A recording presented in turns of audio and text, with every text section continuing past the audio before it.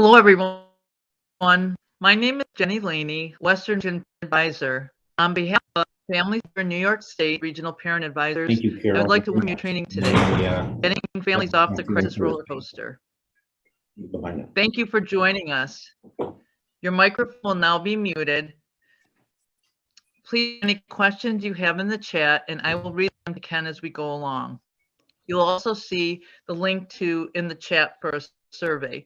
Please use the link and take the time to give us feedback after today's training. It is a pleasure to introduce you to Ken Tangel, today's presenter.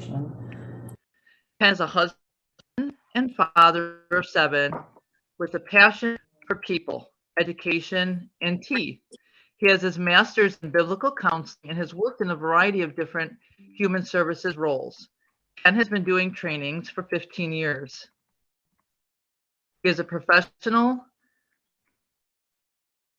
certified crisis management trainer, and his years of experience teaching anger management. He has trained child care workers, parents, foster parents, and various community members.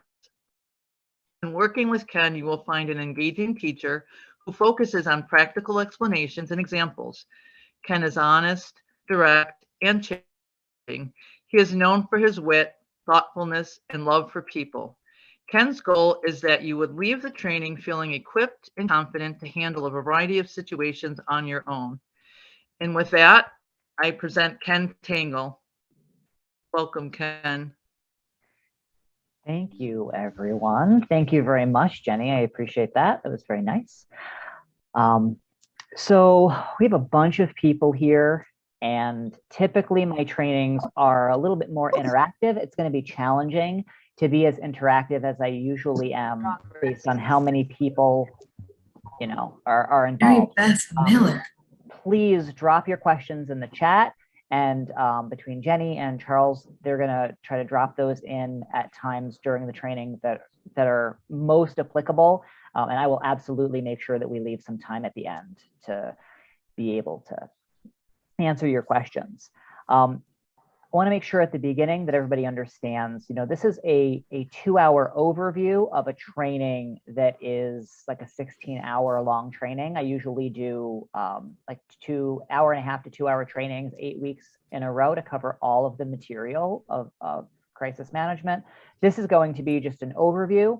And so my goal in this is that you will leave with a good overview of crisis, a good understanding of the foundations of crisis, and some really practical tips to be able to leave with. So with that, why don't we get started? And we're gonna help you get off the crisis roller coaster. All right, so at this point, I think we're all pretty good with Zoom etiquette, but I do wanna go over, just kind of go over them. If you wanna, for participation, if you wanna keep your camera on, that'd be great. If not, that's fine too. We're going to make sure that you're muted to minimize distractions. Try not to multitask. There's a lot of material that we're going to cover, and I want to make sure you get all of it. As far as the expectations, please participate with the chat. Please drop your questions in. It kind of helps me to tailor the training a bit based on people who are here. Anything that we talk about that is specific question and answer, we're going to ask you to respect confidentiality, and we're an environment free of condemnation.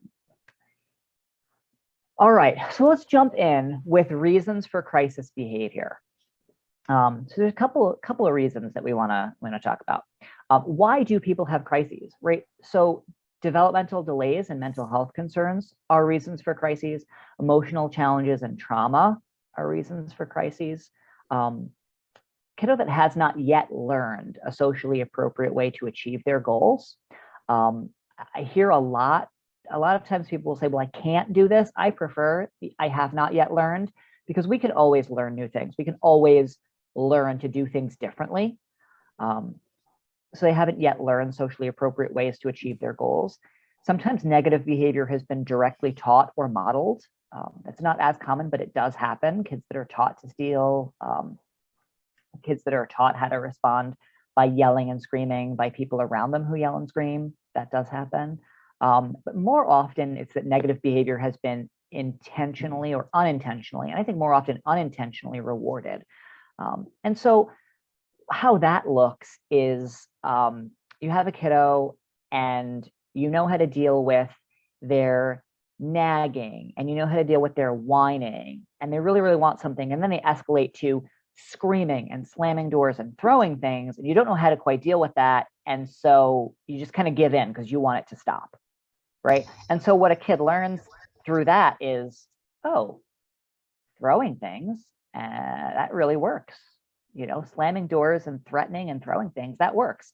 And so when that happens over and over, you unintentionally reward negative behavior. So those are some reasons. Let's talk about some of those in depth.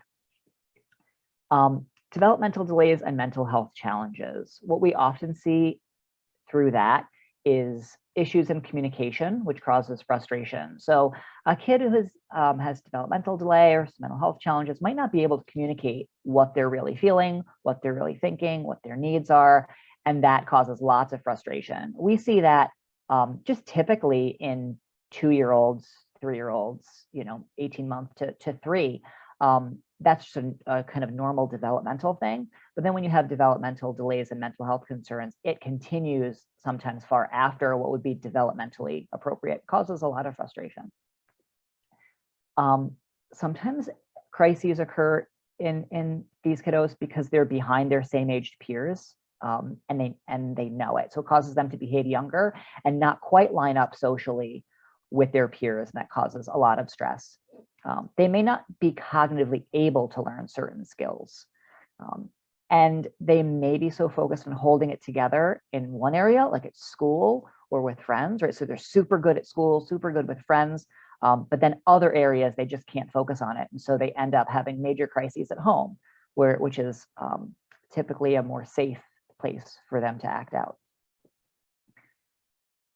For learning and rewards, so contrary to some assumptions, people are naturally inclined to learn negative behavior. And my challenge around that is, like, who taught you to lie?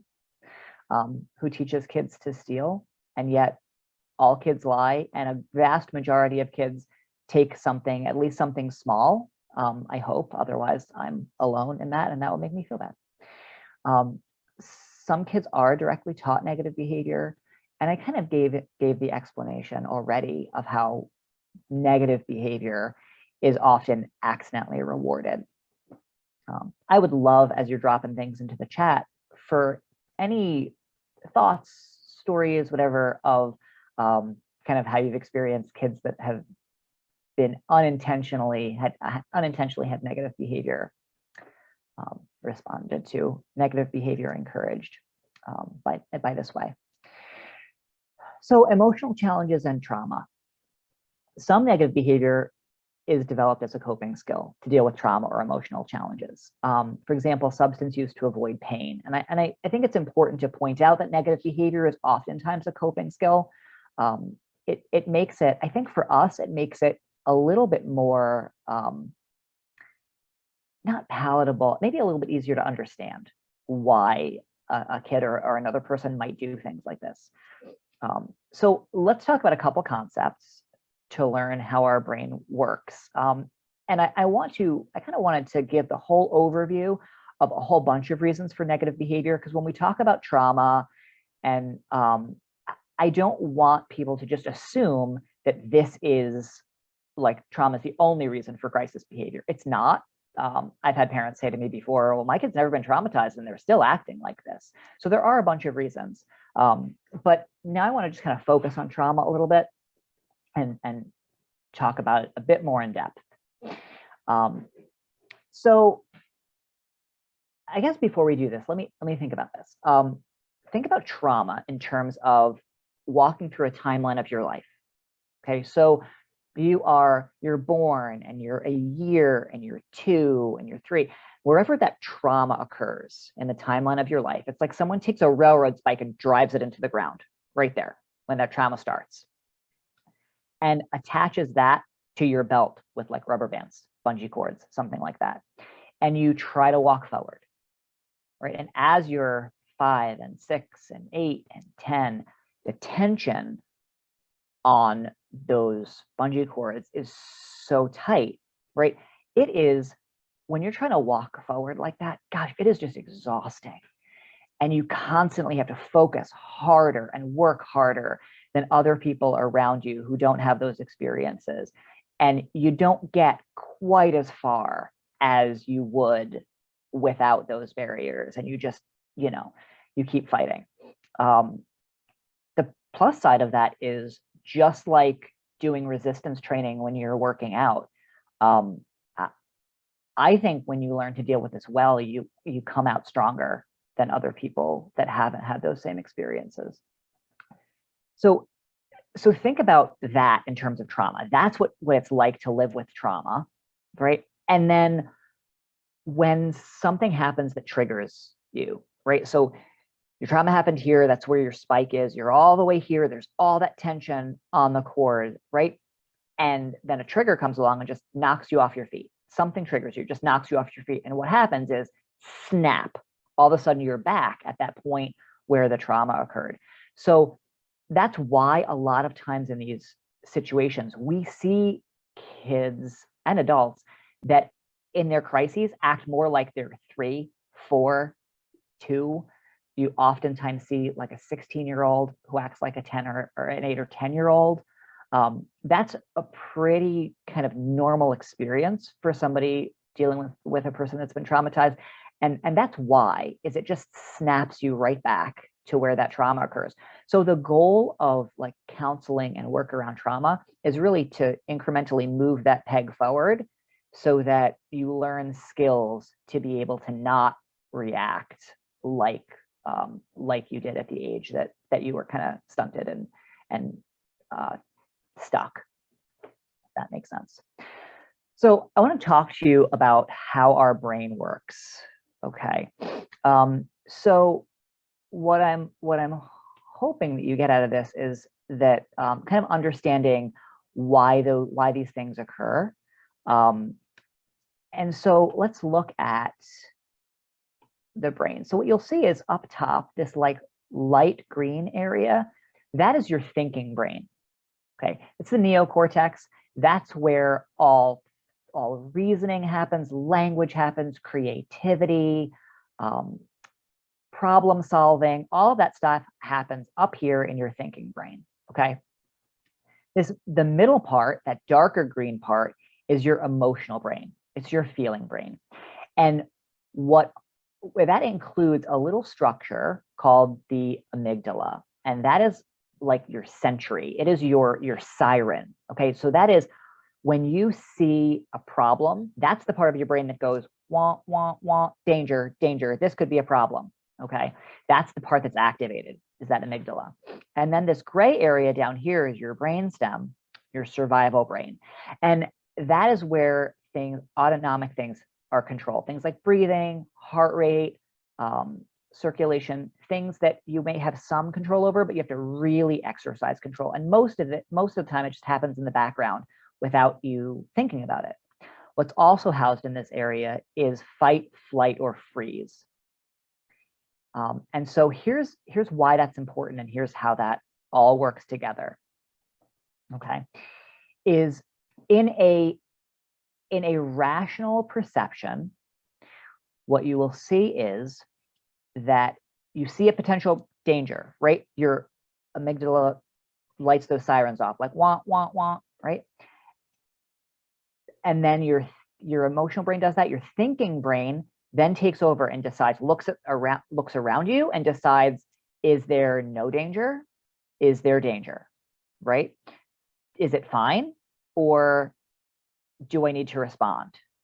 Okay, that's how a rational perception happens. In a trauma-driven perception, what often happens is you see a potential danger, your emotional brain, your amygdala, sets off the sirens, and then it goes immediately to your survival brain and you panic.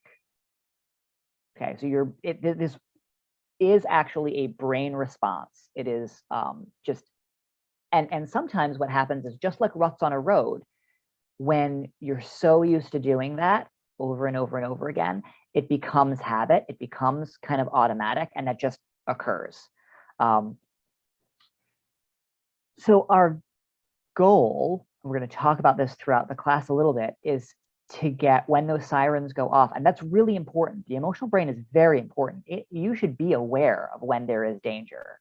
You should be aware if a fire alarm goes off in your house, you have to be able to get out, right? So it's very important, but you want to have it be a rational, thought-based response. We're going to talk about this in terms of people we might be dealing with that are having crisis, and we're going to talk about this particularly for ourselves too, and how we respond. Okay. So that's the triune brain, 3 parts of your brain. The second thing I want you to think about in terms of kind of background of crisis knowledge is the cognitive behavioral triangle. Okay. So your thoughts, your behavior, or your feelings and your behaviors are all interactive. We in our culture, we do a great job with feelings equal behaviors, right? If you watch television, if you're watching movies, you're seeing constantly kind of pushed at you this feelings equal behaviors, right? I'm angry, so I screamed. I'm scared, so I ran. I fell out of love with her, so I left her, right? You're just seeing all of that stuff. Do what you feel. So the problem with that is our feelings are not rational all the time. And that causes a lot of problems. So what you want is you want your feelings to be a part of the train. You want your feelings to be more like the back end, the caboose of the train, but they can't be the engine. They can't be the driving force. They have to inform your thoughts, but they can't be the be all end all, everything that kind of like makes your decisions for you. Instead, what we want is our thoughts to inform that. So let me explain kind of how this happens. Your thoughts create feelings, create behaviors. So you're a kid, you're walking down the hallway in school and somebody bumps into you, right? If your immediate thought is, he did it on purpose, I'll teach that jerk not to mess with me, you're angry, and your behavior might look like telling him off, shoving him back, right? Before you know it, there's a fight in the hallway and you get suspended. Whereas if your thought is, that's annoying, but it was probably an accident, right? If your thought is it's probably an accident, you might feel irritated still because it's frustrating to get bumped into, but your behavior is probably going to look like brushing it off or saying something like, hey, watch where you're going, something like that, but not as intense.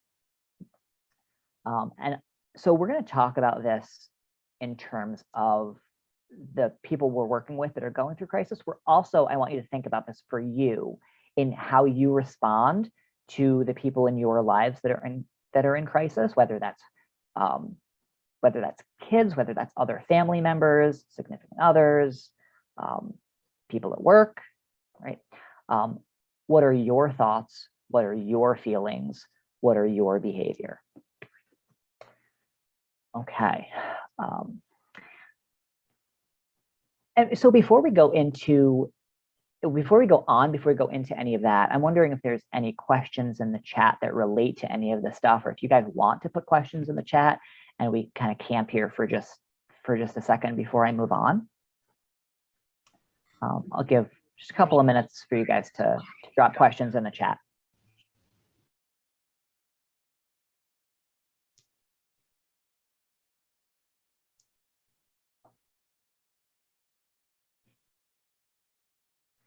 While you guys are doing that, I can kind of explain a little bit of a situation with a client that I used to work with that I see.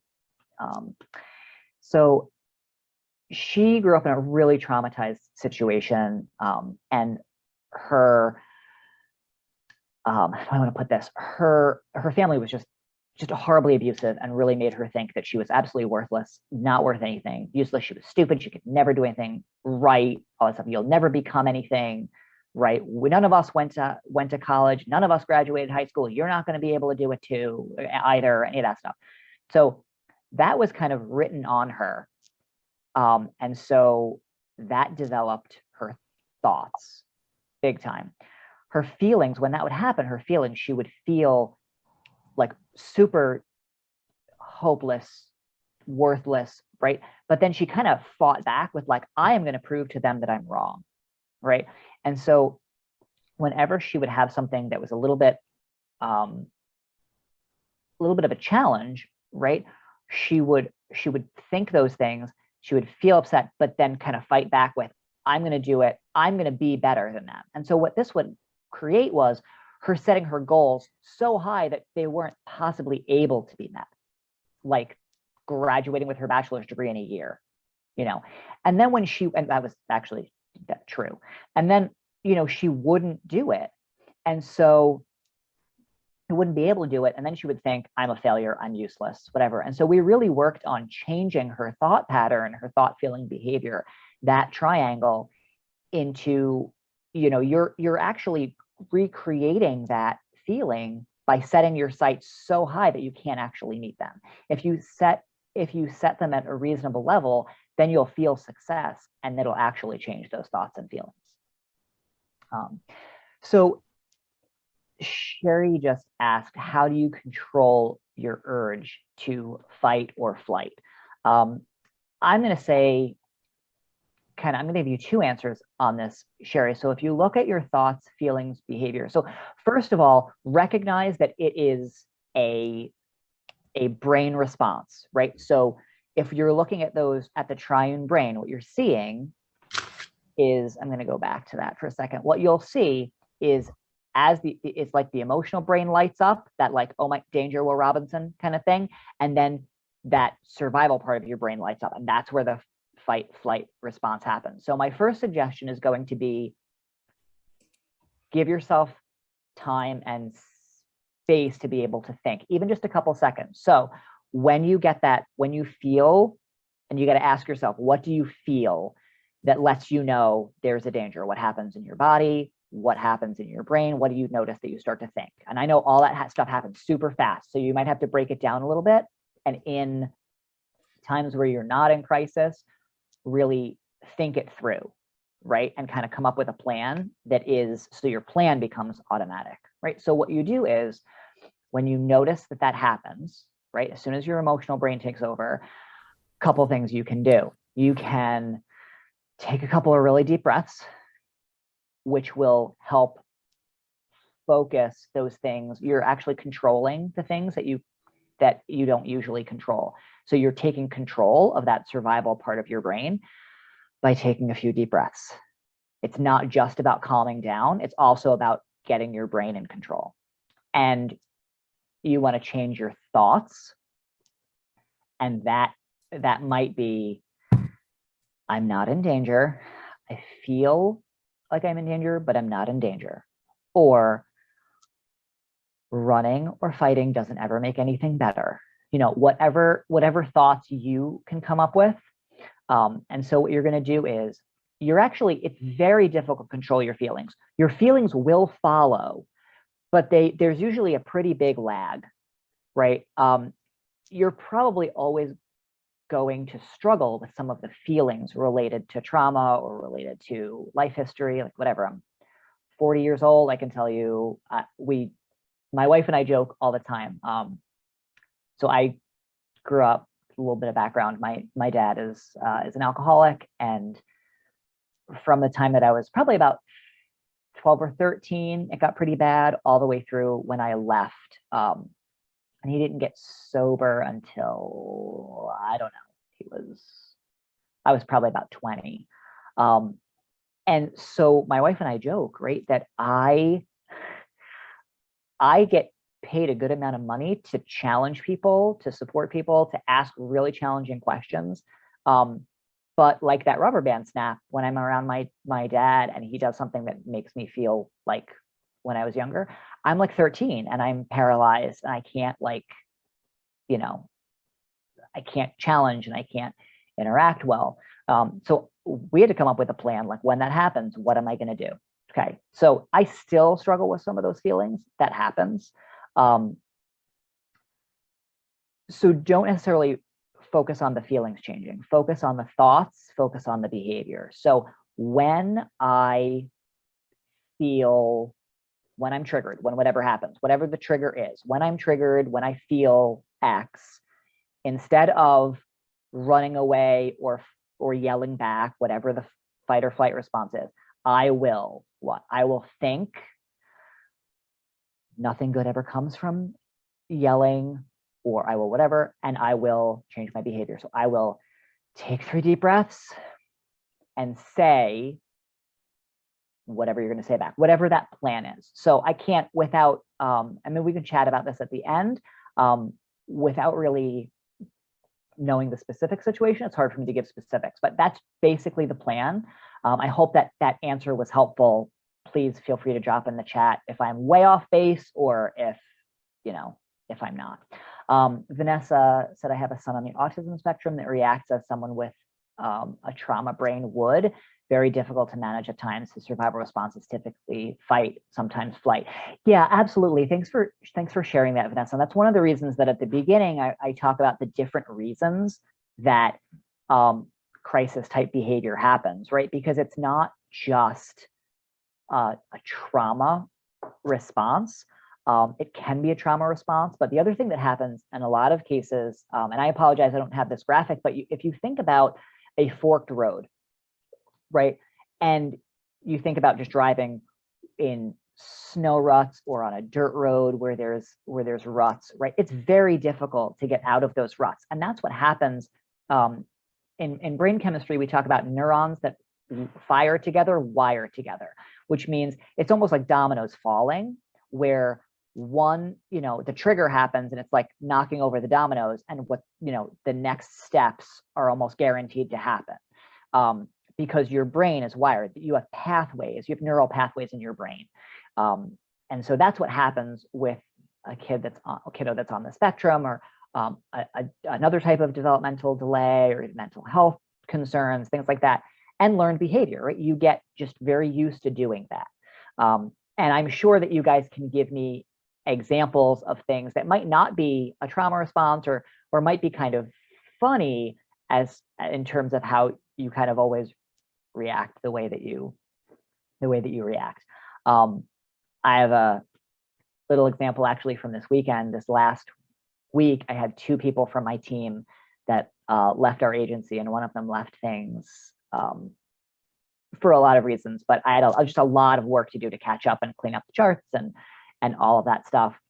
And I have really been focusing on taking a day of rest every week, and not doing typical work, and really kind of changing some of my, I am very accomplishment oriented, and my value is in what I do and what I achieve, which is not true. But so some of my behaviors I'm trying to change or working on that, right? And so this was a huge trigger for me, right? I've got this huge pile of work.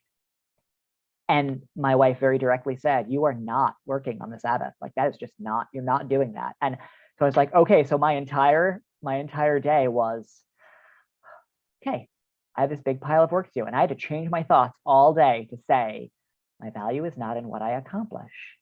And it was like a constant battle. So I like walked this through this weekend and see how my thoughts, when I focused on how much work I did, how I was anxious, and how I was like driving to do something. Whereas when I was like constantly saying to myself, I'm not better because I do more, like this stuff will get done, it's okay, there's always going to be something, I was feeling more relaxed, and I was more present with my kids and, you know, at home and things like that. So this isn't my therapy session, but hopefully that kind of explains a little bit what I'm talking about, since it's kind of difficult to get examples from you guys in this type of format. So that is the cognitive behavioral triangle. All right, so let's talk a little bit about, and this is going to seem like I jump around a little bit, but it's all going to be woven together when we start talking about skills. So there's another concept that I want for you to really understand before we start talking about real like crisis and what happens in a crisis, and it's self-regulation versus co-regulation. Okay, so self-regulation is the ability to use coping skills to de-escalate on your own. So drop in the chat some things that work for you to calm down.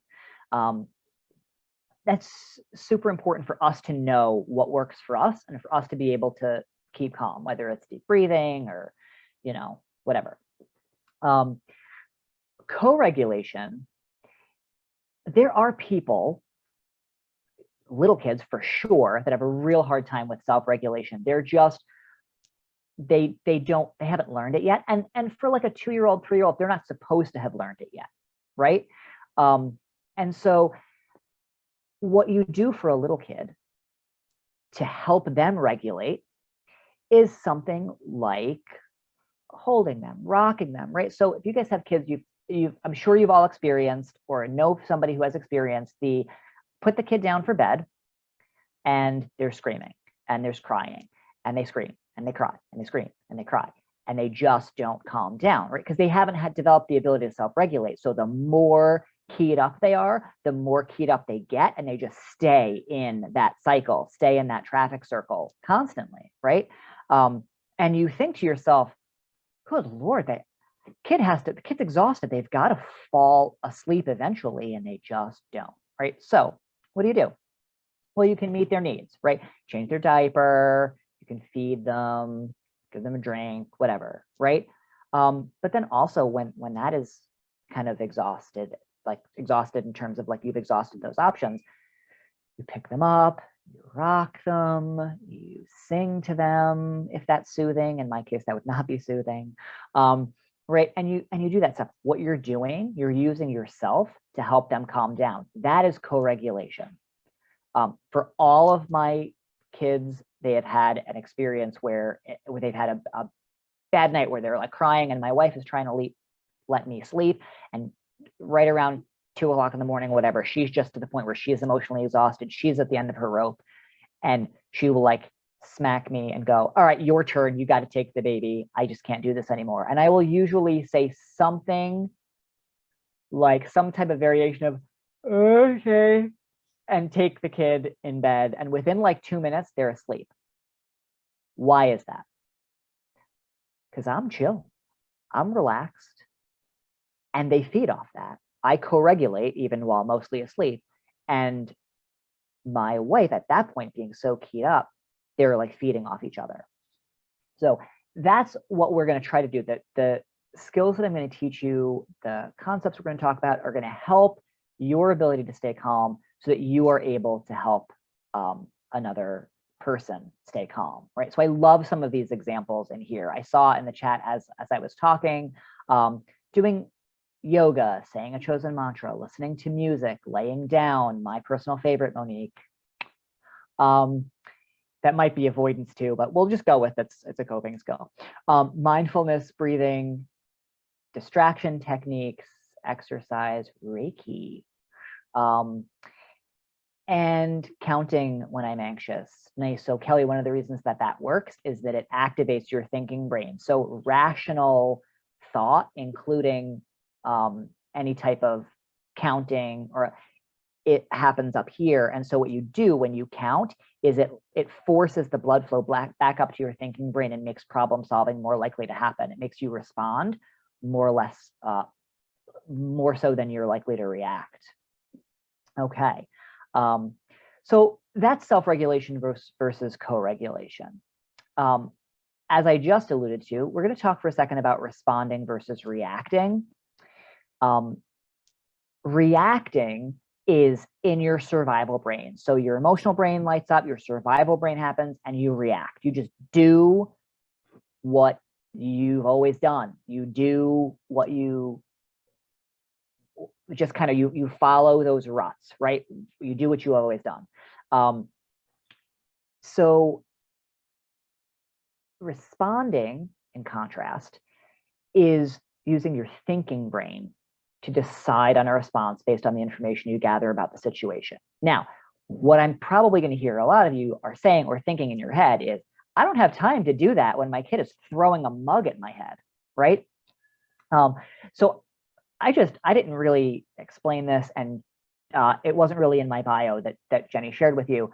I've worked with at-risk kids for 20-something years. I've been bit, I've been kicked, I've been spit on, I've had things thrown at me, I've had kids run away, I've had to call the cops on kids. I mean, like, I'm not new to this at all. So I say that to say, I promise that responding only takes a couple seconds, And it is 100% worth the couple of seconds that you will take to take a breath and think about what is your best response. So I will also tell you, this is easier for me at work than it is at home. I very clearly remember saying things like basically about my kids, like, I can teach this, but I can't do it right now. And I'm just exhausted and I just can't deal with this right now. So we're going to focus on responding versus reacting. And we're going to do that later when we talk about the 4 questions. So I'll come back to this concept. All right. So any thoughts before we move on to what a crisis actually is? Any thoughts about kind of what we talked about so far? If you want to drop in the chat, you can certainly do that. I'll tell you a funny story while you're dropping stuff in the chat that I alluded to. So my number 3, his name is Ephraim, and he is 13 currently. He'll be 14 in a couple of weeks, which is about 8 years longer than I thought he was going to live. When he was 5, he was just really, really challenging. Turns out he had a soy allergy. He was really naughty, like more so than any of my other kids, like to the point where we were like, are we doing something wrong? Like, is it just him? We would never let the other kids get away with this. Like, are we just letting him get away with it? Like, so my wife and I had those conversations, the same conversations I know you guys have had with families and among yourselves. Like, am I doing something wrong here? He was just so naughty. And I remember a situation. I was standing next to the refrigerator in my kitchen, and I don't even know what he was doing, but he was just infuriating me about something, and everything I was trying wasn't working. And I remember screaming at him, and then he started sobbing, and I'm not a yeller, and he started sobbing, and I just remember thinking at that point, gosh, I know this doesn't work. Why do I keep doing it? Right? And so same situation, trying to put him to bed. And it was like, you go into your A game and you're like, all right, we're not going to have a fight today. We're going to put you in bed. We're going to get you in pajamas. I'm going to tuck you in. I'm going to read you a book. I'm going to pray with you. I'm going to be like this fantastic dad, right? That's my A game. And I do all that. And then he's like, I don't want to go to bed. I'm like, all right, but I just invested all this time so that we wouldn't have a fight. Like, you didn't understand. That was the plan. Is like, I invest this time and then so we don't have the fight. Like, that's what we're doing. I don't want to go to bed. So right now I'm at my B game. I'm like, well, we all have to do things that we don't want to do. I'm sorry, that's just the way it is, right? And then as he's arguing, I'm like, C game, D game.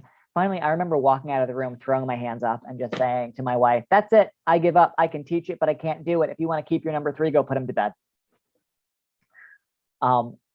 And so my point in that being, like, I get it. Like, you're in your ruts, you're doing your thing. I'm gonna give you some skills to be able to deal with that. Thankfully, he's going to be 14 in a couple of weeks, and we've gone way past that, and he's a fantastic young man. Diana asked, can I give an example of a freeze response? You've never heard that one before. Yeah, absolutely. So fight or flight, we're pretty familiar with.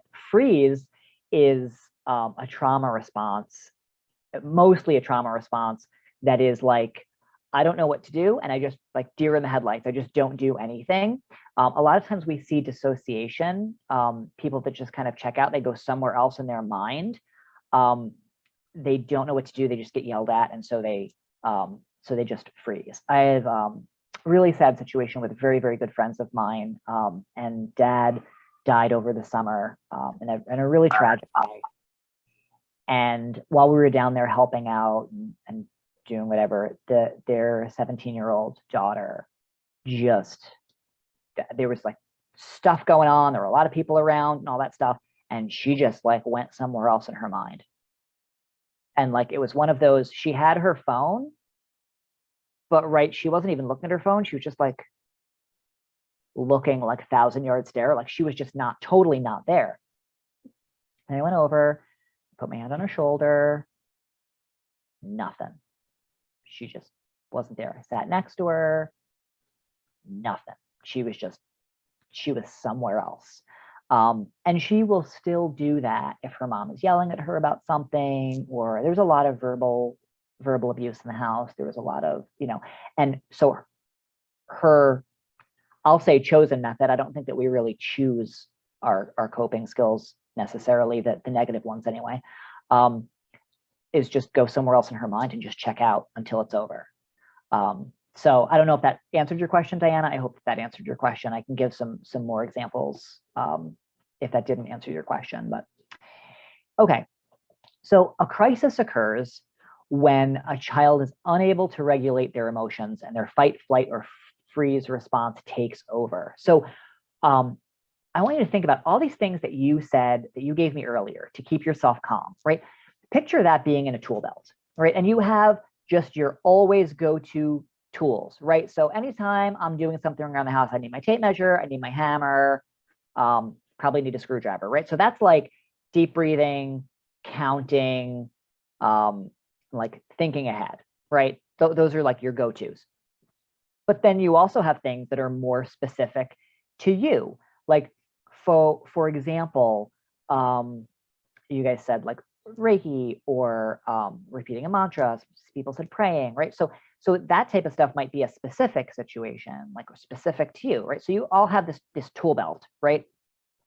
A crisis really occurs when you go to reach for something, like you've tried everything and you go to reach for your tool belt and there's nothing in there, right? You're like, oh my gosh, I'm just out of coping skills. And that's usually when the crisis occurs. So let's look at a picture, a graphic of kind of to explain this in just a second. We have two goals of crisis intervention. So we want to support and we want to teach. And to support, we're going to provide immediate emotional and environmental support to increase, I say a child's, but a person's sense of safety, because it's not necessarily a child we're talking about. Sometimes we might be talking about your mother. And then you want to teach. You want to help them learn and practice new ways to regulate their thoughts, feelings, and behavior so that the next time a trigger like that happens, they are less likely to respond in the same way. So those are our goals. And then here's what happens in a crisis. So let's look at this kind of graphic and let's talk through what's happening here. Okay, so think about this like a roller coaster. And first of all, the ground here is your baseline behavior. That is your kid's normal. And I love for this part to be super interactive. So can you drop in the chat what you see at your kid's normal? And feel free to include maybe the not so positive stuff, right? Because we kind of focus on normal in terms of positive, but normal can also be edgy, sarcastic. Normal can be easily irritable. So think about that as well. Normal can be difficult to connect with, but normal can also be funny and, helpful and calm and, enjoys reading and all that stuff. Yeah, so we see emotional, funny, upset, making jokes, deflecting, see that. So great job. So that's baseline. Funny, outgoing, smiling, joking, somewhat irritable, short answers, not terribly talkative. Yeah, so that is all a kiddo at their baseline, okay? And so what happens from there is that there is a triggering event. Something happens to get them upset, okay? And we see agitation. So that kind of, what I want you to think about in terms of agitation, and when you get these slides, you can write on it. If you're taking notes, write down. This is what you think of as, oh, here it comes. So that's the first thing that you see that makes you think, oh, here it comes. It's happening. So I want to know from you guys, what do you see in your kids? What's that first sign that you're like, oh, here it comes? What do you see in agitation? What's their triggering event? Okay, so we see raised voices. Right, huffing. Yep. Get that. Do we have any pacers? Yep, pacing. Look at that, Eva. You got me. Them going, oh, do they do the eye roll too? It wasn't Stephanie who said that. Julie, yeah. The eye roll. And I refer to it as the audible eye roll, like and you can just see the whole, yeah. Balled fists, the big one. louder short answers. Yeah, you guys are doing a great job. A lot of times people jump right to more of aggression, but you're hitting everything that would be agitation. Great job. Yeah, so all of those things are signs of agitation. That's like the, oh, here it comes, right? But then, we're not really in crisis yet. Crisis really would start in the escalation phase. Ooh, mocking. I'm sure that's fun to deal with, Heather. So aggression is more things like slamming doors, yeah, like really loud yelling, threatening, all the way up to like clearing tables, things like that. So I'm wondering for you guys, what do you see in the escalation phase? And you'll see these like dashed lines are kind of like off ramps, right? So you can, and our goal is that you get to triggering and just go right to recovery, right? For the most part, I'm at that point where I can do that. There are a couple of things that, cause me to go up. So escalation. So Jacinta sees throwing objects. Yep. So that's one. What are some other things that you guys see? Slamming doors, throwing things. Do you have screamers, yellers, threateners, swearing loudly, shoving past people? Vanessa, yep, I've seen that for sure. Threats. So that's our escalation phase. Absolutely. Hitting walls, tipping dressers. Yeah. And so I want to explain the difference between escalation and outburst. So outburst is violence, and particularly intentional harm towards yourself, someone else, and I will add sustained and intentional property damage. And I'll explain the difference between property damage at escalation is it's typically accidental, or it happens and then you stop. So the difference between throwing a mug and throwing a mug at your head would be the difference between escalation and outburst. Being mad, punching a window and having it break could still be escalation. Methodically busting out every window in your house, probably outburst. So do you guys deal with violence either towards themselves, towards others? Is that something that you guys deal with, or are we not there with your kiddos yet? Julie says yep. Okay. So, all right, any specific violence that I haven't mentioned that you guys deal with? Cutting self, pulling her hair? Not anymore. Okay, glad that's not anymore.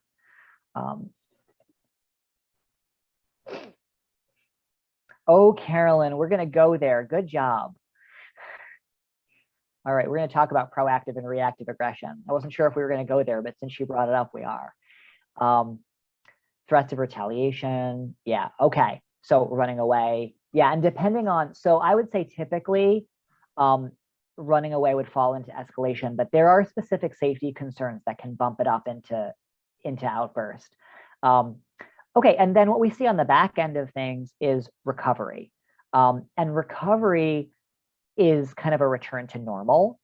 And so what do you see with your kids as they start to enter recovery? Do you have criers? Do you have kids that pretend like nothing happened?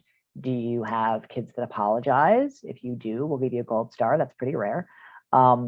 Tired, yeah, Marianne, that happens a lot, right? Because it is exhausting. Wants to be left alone, lays in their bed. Yeah, that's pretty common.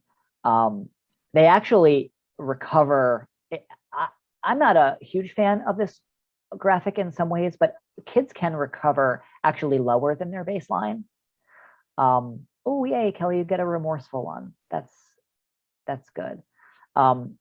So I want to talk about this in a couple of different ways. So I focused this on what we would call externalized behavior that happens outside, but there's also internalizing behavior. There are kids, so this looks different for a kid that internalizes, where their outburst is cutting, right? So their triggering event, might be that they get very quiet, or they might complain, act out a little bit, whatever. Their escalation might be that you can see either they're getting agitated by moving things around, or you can see rocking, or you can hear in their voice tone the things that they're saying about themselves or to themselves are meaner. Sometimes you can only see it on their face, right? And then outburst might be cutting. Or even in escalation, you might see some scratching or some other kind of self-harm stuff. Whereas outburst might be a pretty deep cut. It depends on the kid. So that's internalizing behavior versus externalizing behavior. The other thing that you'll see in this situation is this is very like, so we can explain it, but also you'll see kids that go right to outburst or right to escalation. And then they have a really slow, slow recovery. You might have kids that go up. Once they hit outburst, it drops off like nothing. Like once they outburst, they're just totally in recovery. They're totally calm. All these things change a lot. If you feel, as somebody said earlier in the chat, like things are going from 0 to 60 like that, I would challenge you on a couple of things. My first question would be, is there something going on that you are not seeing? And sometimes this triggering event happens below the waterline, right? Sometimes it's a trigger that you're not aware of, right? It happened at school, or it's been simmering for a little while and something small happened and there's a total overreaction, but it's really because that cup has been filled for a while and that's just the drop that made it overflow. So ask yourself, is there something I'm missing? We're not going to talk about this today, but setting conditions are things that are present at baseline that make a challenging behavior more or less likely to happen. So you want to ask, if you have a kid that goes from 0 to 60 like that, you want to ask yourself, are there some things I can change in the environment to make it less likely that happens? And yeah, so think about those things. I also want you to think about this in terms of your thinking brain. The further you go up this, the more your survival brain is taking over and the less thinking is involved. All right. We're going to talk about this about ourselves a little bit later, but the more emotional you are, the dumber you are. The more emotional you are, the less your thinking brain is involved. And so the less rational choices you tend to make, and the more you rely on habit. So think about that. When we talk about outbursts, like oftentimes outburst is just a matter of ensuring safety, because they're not going to respond to things that you say. Okay, so that's the stress model of crisis. Please feel free to drop in questions or thoughts as we go. I want to talk about the recovery phase. I will promise you that every skill that I teach works. I will also promise you that every skill that I teach fails. And it has to do with a combination of how you're using it, when you're using it, but also ultimately the person in crisis holds the trump card. And sometimes they are just not at a place where they are going to respond to the skills that you're using. In recovery, though, this we're going to talk about is particular to how the adult or how the other person co-regulating responds. So if you meet the higher goal of recovery, you've supported and you've taught. All right, you've sent them the message that they're safe. You've used your emotional ability in the environment to keep them as safe as possible, and you've taught them something that makes it less likely that it happens this way next time. That's fantastic. That's our best outcome. No change or firefighter is you've supported, right? You've just put the fire out. They haven't necessarily learned anything new. That's not a bad thing. Sometimes the best outcome that you're going to get is to get through the situation safely, right? That's actually a good thing. The other thing is no change is an investment in higher. And what I mean by that is the more times you have a no change outcome, the more likely they are to look to you and take your suggestions and learn in the future. Okay. As a rhetorical question, how many times have you had a crisis where you've actually learned and done something different? My guess is probably not often. So we probably shouldn't expect too much out of our kids in that realm, or more than we are able to do. Lower, and I think this is super important, is more of an abuser model. And that is, you've met none of the goals and you've actually said or done something that makes it more likely to like re-traumatize, more likely to happen at a negative outcome next time. And we all do this by saying or doing things in our frustration that is not helpful. And that's not a condemnation, that is an awareness. If I asked for a show of hands of anybody who's done this with their kids or other people before, everybody would raise their hands and the rest of them would be lying. We've all done that at least once. So we just have to be aware of it and make sure that we're not doing that as much as possible. For example, a phrase that I've heard, something like, keep doing what you're doing, you're going to end up like just like your dad in jail. Might the child need to be aware that their behavior is going to end them in jail? Sure. Is the time to say that when they are in crisis? Definitely not. And so actually you can write on this, you can take, if you're taking notes, Ken's corollary to this is that there are two things that you never do in a crisis situation. You never negotiate, you never consequence in the crisis, because their brain is not involved enough to be able to process that. Negotiation weakens you and makes them think that their behavior is having the desired effect. Consequencing, you just end up in a vicious cycle and a power struggle because they're not in a place where they really can process that and care. Okay. Before we go on, I do want to talk about proactive and reactive aggression. Reactive aggression is what we've been talking about so far, is that your emotions and your behavior are linked, that the more angry you get, the more escalated your behavior gets. But proactive aggression is more thought-based, goal-oriented, planful.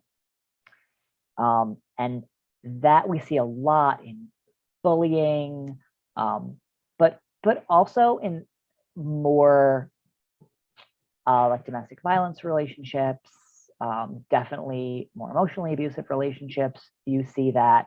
And really what that comes down to is they haven't learned ways that are more socially acceptable to achieve their goals. And sometimes because of the situation they live in, the situation they're raised in, whatever, that proactive aggression actually does meet their needs fairly well and accomplishes their goals fairly well. We can talk about that a little bit more in depth.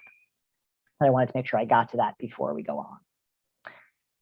Okay, any questions about that before we move on to the 4 questions you ask yourself in a crisis situation? I'll give a couple of minutes for that to be dropped in the chat if you want to.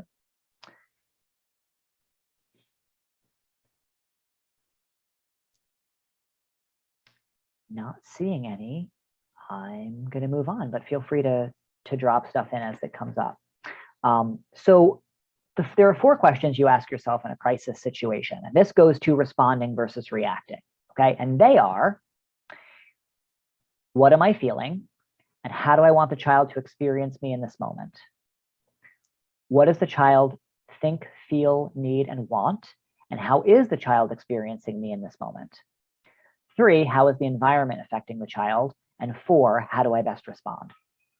So I want to talk about each of those. We'll take each of those just one at a time. And we're going to talk about what you want to think about and how you want to respond based on the information you get from that question. So drop in the chat, please. What feelings do you have in a crisis? When you are dealing with a crisis, what feelings do you have? And remember, the more emotional you are, the dumber you act, because it's your survival brain making the decisions, not your thinking brain. All right. Overwhelmed, anxiety. You think about safety. Okay. Panic, scared. Yep. Absolutely. Afraid, dread. Anybody feel hopeless? Anybody feel angry? We said some of that. Helpless, angry. Yeah. My guess is for the people that feel hopeless and helpless, this has been going on for a long time. This is not a new thing. And so the thoughts you have are more like, oh God, here we go again, right? This is happening again. It's just going to keep happening forever, right? And so those feelings, do those feelings lead you to make rational, to respond in a rational way, make rational choices? And I think we would all agree they absolutely do not. Okay. So what do you do? How do we handle that? So our goal here is to exercise control over your feelings to remain calm. And that goes back to the cognitive behavioral triangle that we talked about, is your feelings are here, your thoughts and behaviors are here, and your thoughts can influence your behavior. You can kind of cut your feelings, not totally ignore them, but put them in a temporary box, and just recognize that my feelings are not a determinant of what I do necessarily. So I'll give you an example. I deal with allergies, and I had a medication, actually an essential oil that I was taking for my allergies a couple years ago, and didn't know at the time, but a side effect of that particular substance having too high of a concentration in your bloodstream is panic attack like symptoms, racing heart, difficulty getting your breath, things like that. And so I would be driving down the road or whatever, and this would just come over me, and I would have racing heart, and I couldn't catch my breath. And I was like, what is going on? Well, once I realized what was going on and was able to deal with it, I kind of stopped taking it, but it took a while to get out of my system.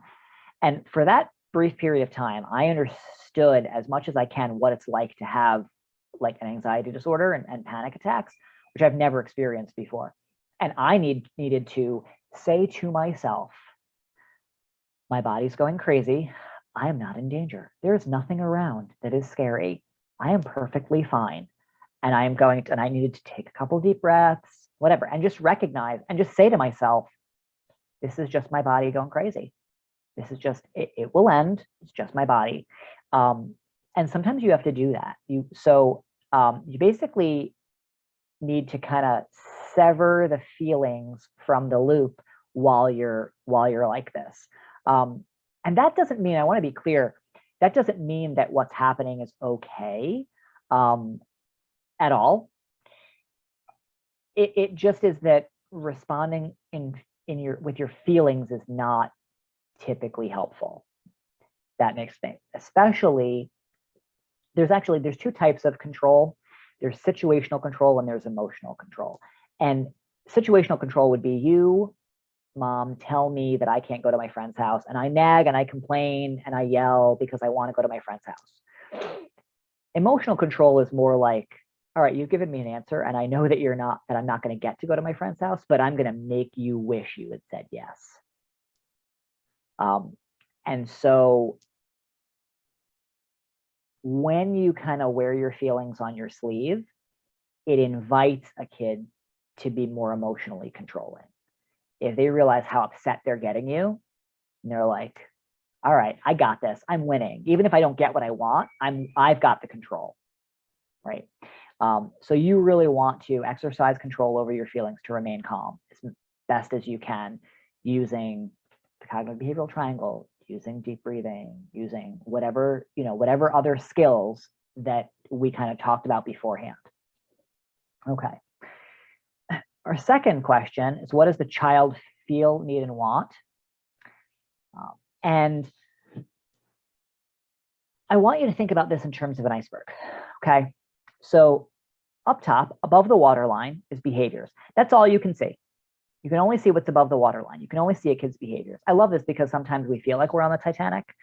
And from the ship, you only see behaviors, right? What's under the waterline that actually keeps those behaviors afloat, that actually keeps them over the waterline, are feelings and needs, which include thoughts, memories, goals, all of that stuff. creates behaviors. And so some questions that you can ask yourself around this, and these are questions that I ask kids when I work with them, right? Is we identify a behavior. Okay, so whatever the behavior is, identify that. And then ask yourself and or the person that you're here because of to help, what are you feeling that leads to that behavior? Right? So if it's yelling and screaming at mom, what are you feeling that leads to that behavior? Well, I'm angry and I'm disappointed that you wouldn't give me what I wanted. Okay. And then second question that deals with needs is, how is that behavior helpful in dealing with those feelings? And so the kid might say, well, it helps me vent my anger, it helps me get it out, and I don't feel like I'm in control of anything, so it helps me to feel like I'm in control. They might say that, or some variation of that. They might not be aware of that. But so first question I always ask under here is, what feelings do you have that lead to that behavior? To, how is that behavior helpful in dealing with those feelings? And I always add a third, which is, considering that this behavior has some consequences, you can list them out. What's something else you can do to deal with those feelings? Have this get the same outcome without the consequences, right?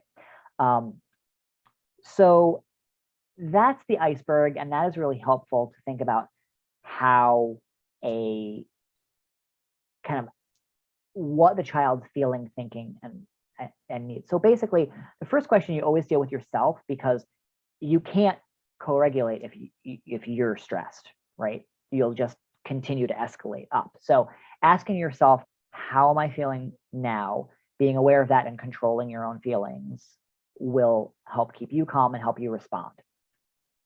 What is the child feeling, needing, and wanting? Is this iceberg? And then we think about, excuse me, so what do we do to deal with that, right? So we engage the child to drain off emotions and diffuse pain-based behavior as much as we can. We assess their reaction constantly and change our response accordingly. So some of the things that I like are reflective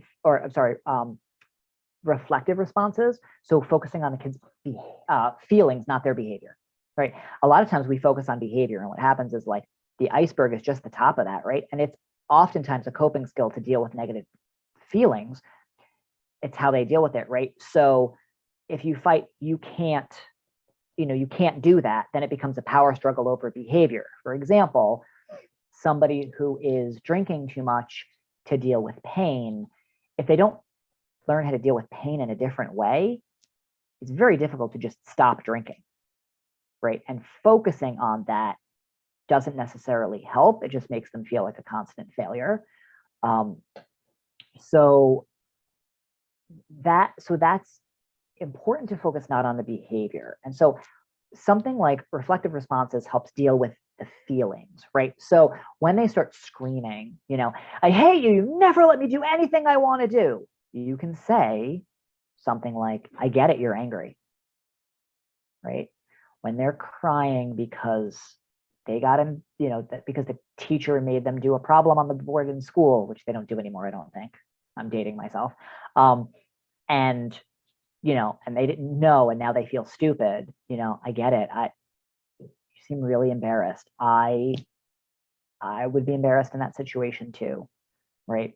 By focusing on feelings, there's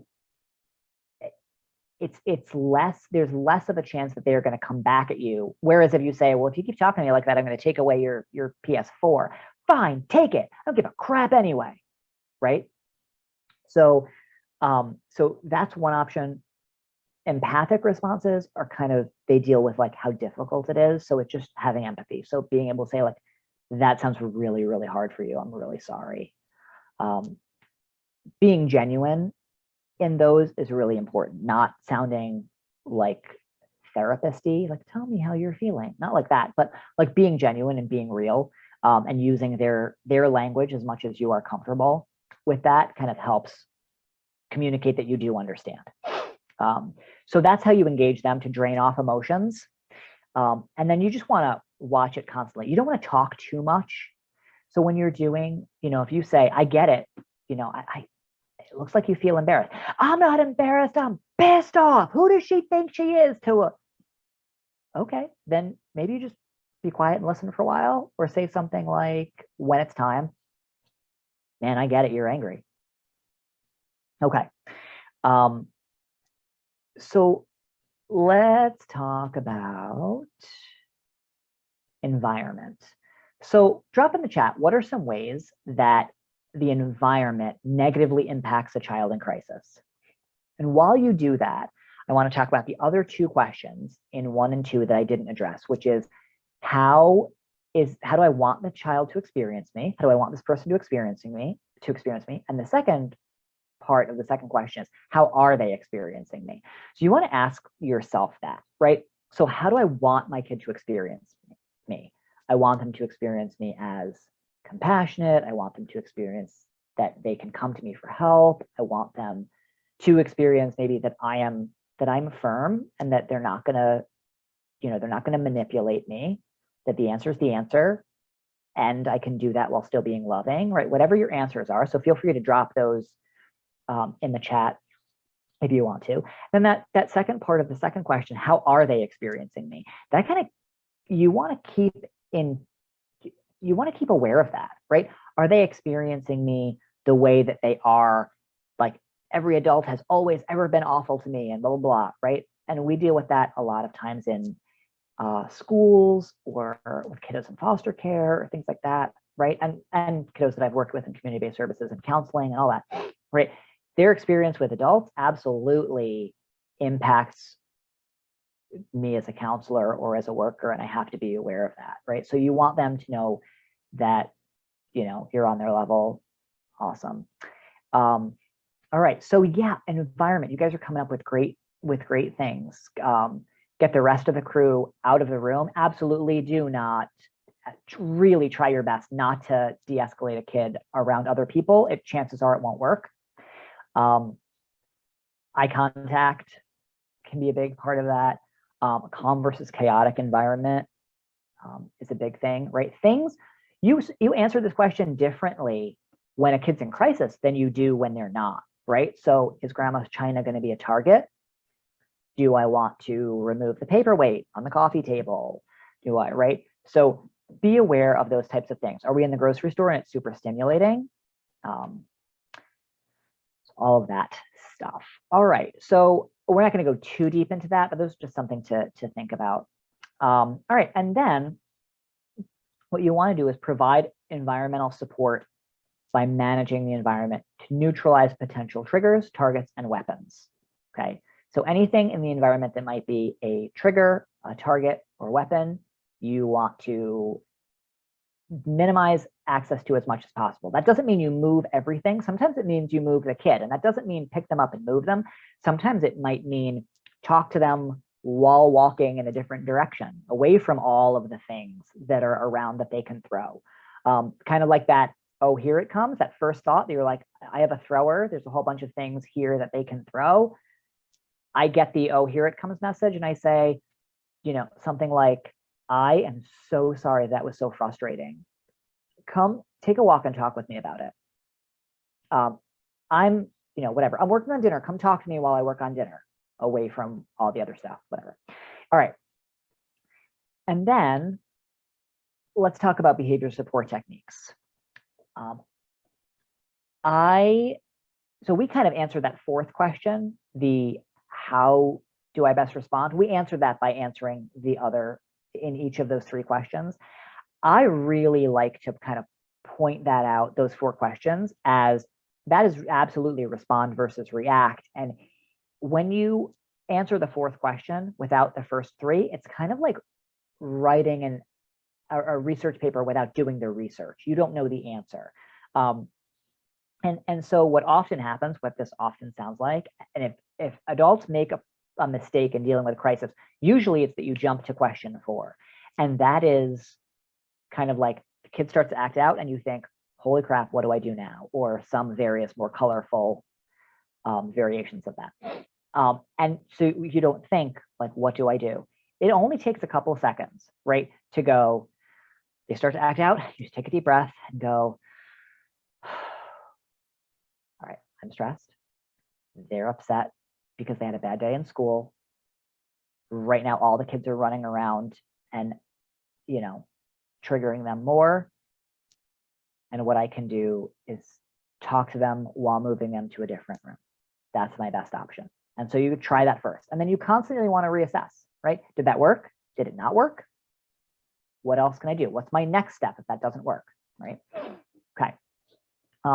Any thoughts about that so far before we kind of move on?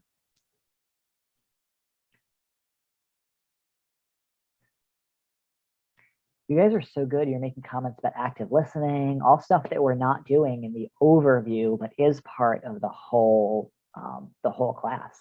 So nice job. All right, so behavior support techniques. I'm going to give you, we're going to jump into kind of some specific skills that you can use. And I've kind of dropped in a couple of specific skills here and there. We're going to enter our like kind of more focused specific skill area. And please, as we're getting to the end of our time, we have about 45 minutes left. I'm going to leave at the end, I'm going to leave time to answer questions. So please feel free to drop that in the chat. And I'm actually going to drop in what I would love for you to do. If you would format it as something like this.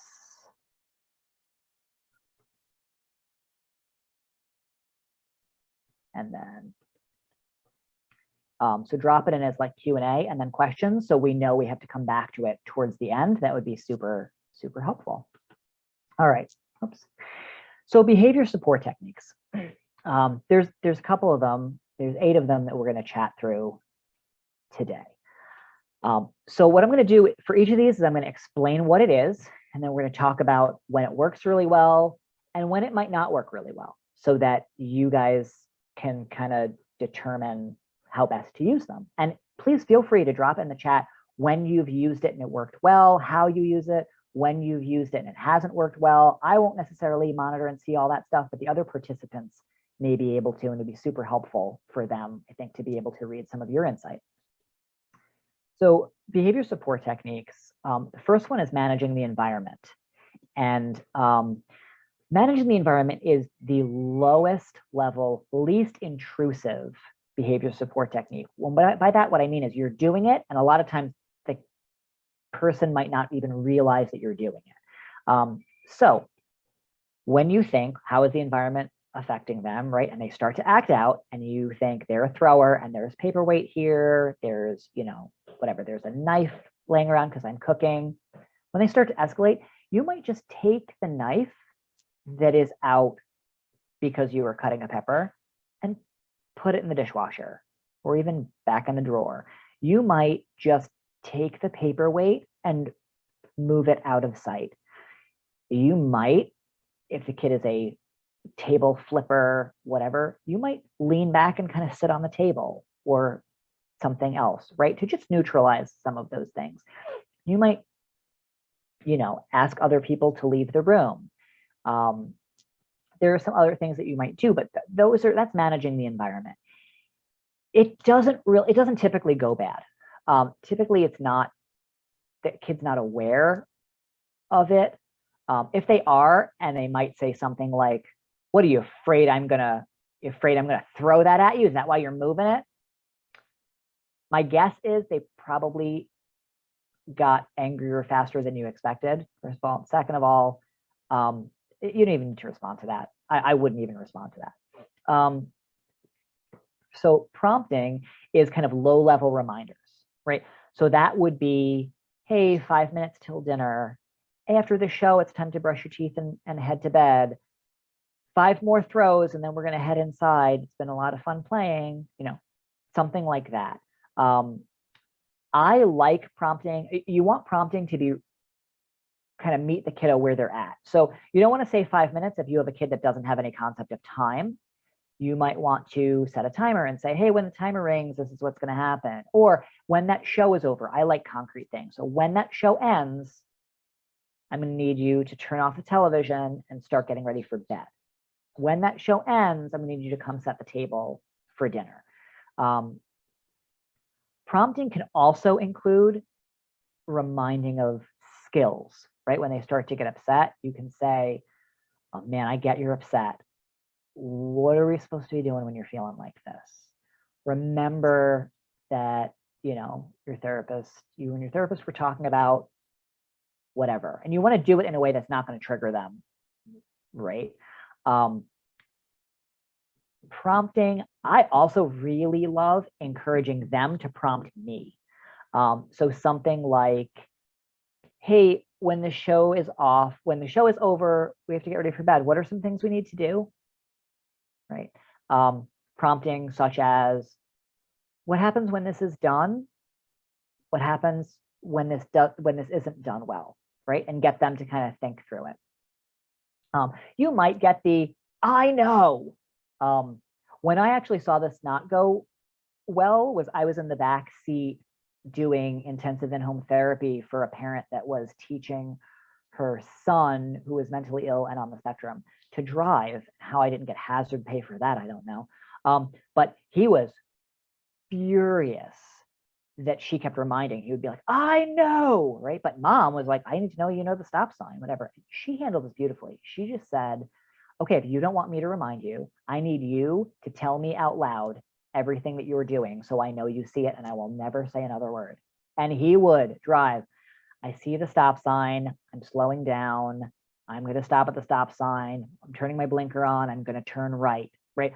And it actually worked really well for him. Might not work well for everybody, but it's an option. Okay, caring gestures are really just communicate unconditional love and affection. So things like hugs and fist bumps and arm around the shoulder and verbal praise, and specific verbal praise and things like that are all part of caring gestures. Where that might go wrong, you might get the don't touch me, right? You might get the I don't know, you know, if a kid doesn't like to be touched, you need to know that. And all of this, everything that we're learning comes back to you have to know the person you're dealing with as well as you possibly can, right? So I'm giving you skills and tools. You're going to be able to look down and go, that's going to work. That's not going to work. Oh, it might not work like that, but if I use it like this, it might work, right? So just be aware of that. Caring gestures are super important. Also, some kids don't like to be touched. And the closer you are to a person who's physically aggressive, the more likely you are to get hit. So that is just truth. All right, so hurdle help. What is hurdle help? Hurdle help is a way to assist somebody through something that's frustrating for them. So the top two that I hear all the time are homework and chores, room cleaning, things like that. So what you can do for hurdle help, this isn't doing it for them, right? But hurdle help might look like for a kid that is having struggle cleaning their room, right? So you go in with them, you help them clean, and you might say, okay, first step, get all of your dirty clothes into the hamper. Let's go, I'll help you. Okay, good job. Second step, let's get all your clean laundry away, right? Third step, let's get all your toys, right? You can do that with that. You can do that with homework. You can do kind of like, all right, let's do one problem at a time. Show me your first problem and let's talk through it, right? So that really helps. Some creative ways you can use hurdle help. You can have them kind of explain it to you. And I've done this by accident when I'm trying to help kids with math. There's a reason that I'm a social worker, friends, and not an engineer making like 4 times as much. It's because I got a 65 in calculus because my calculus teacher liked me and I worked hard, not because I earned it, I promise. So I was helping a kid with math, and it was so challenging. And they teach things differently. And I just said to him, it's been a long time since I've done this. You show me how you learned it. Like, let's work on the first problem together. You show me how you learned it.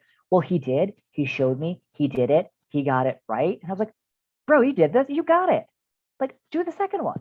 I'll sit here. Show me the second one. How do you do the second one? We did the entire homework assignment. I didn't do a thing. He did everything. It was fantastic. So that's one way of doing hurdle help that can be kind of creative.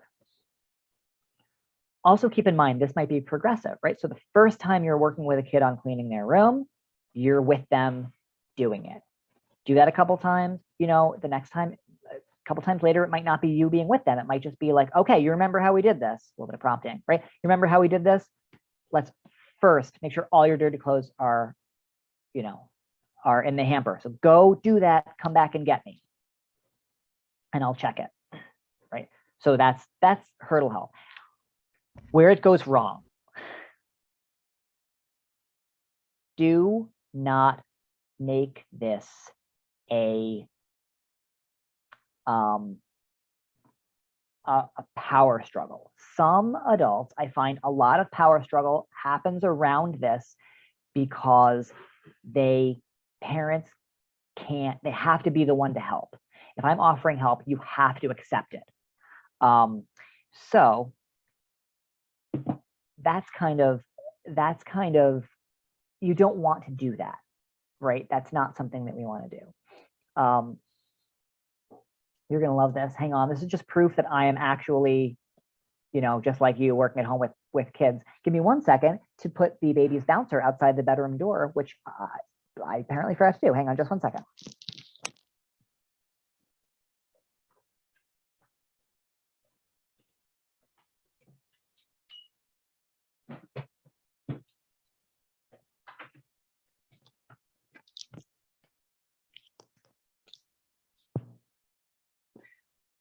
Okay, we'll see if we can cut that out of the recording afterwards.